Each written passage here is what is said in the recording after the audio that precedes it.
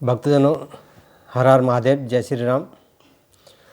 पुंडीर भगत मंथन की तरफ से आप सभी लोगों को हर हर महादेव।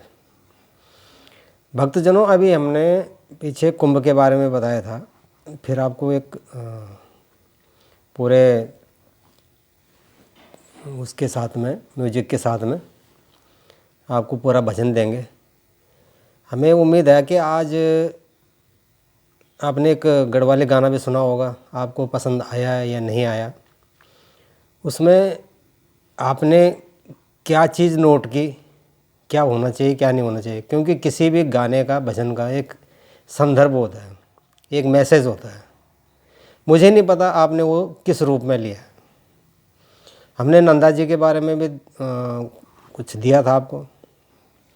अब आपके भाव क्या हैं मुझे नहीं पता, लेकिन होता क्या है कि ज्ञान परमात्मा सबको एक जैसा देता है, लेकिन जैसे मेमोरी होती है एक मोबाइल में, वो मोबाइल चलाना कितने लोगों को आता है, उसी तरह परमात्मा ने आपको एक माइंड सेट आपके पास है।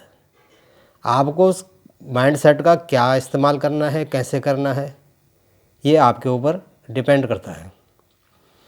अब सवाल यह आता है कि आज हमारा संदर्भ है कि क्या रावण की नाभि में अमृत था?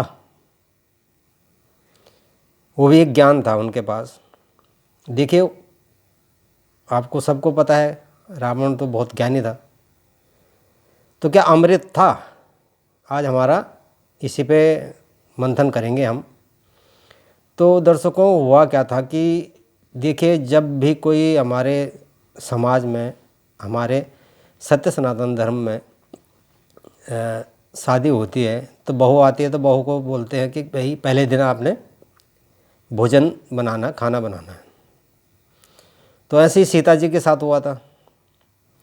तो सीता जी ने कहा था कि हाँ, मैं भोजन तो बनाऊंगी, लेकिन उस भोजन को सबसे पहले मैं उस ब्राह्मण को खिलाऊंगी जिस ब्राह्मण ने कभी भी किसी के घर भोजन ना किया हो। तो जब इस बात की ढूंढ हुई तो उसके बारे में कहा गया कि रावण था ऐसा पंडित, रावण को बुलाया गया। तो रावण तो ज्ञानी था ही।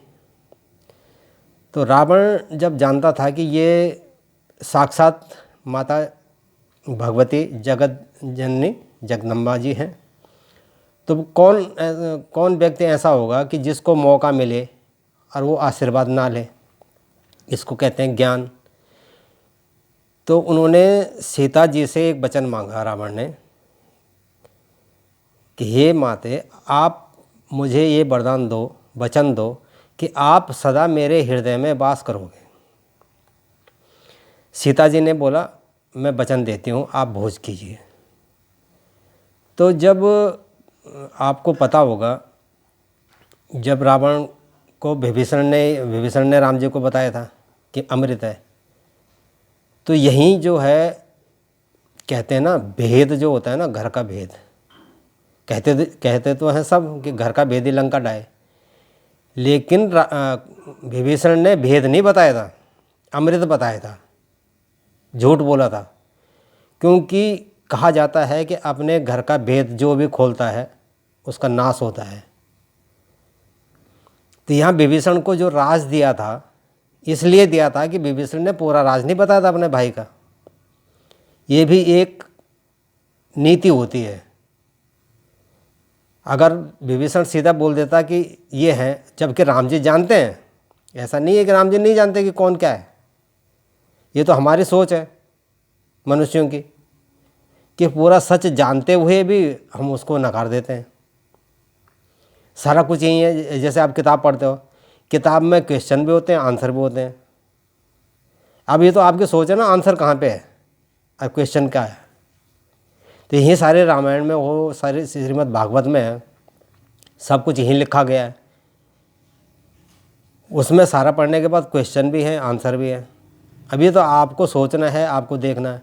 और क्या पैसा क्या सब जगह काम आता है? क्या पैसा आपकी जान बचा सकता है? आज दुनिया पैसे के पीछे भाग रही है।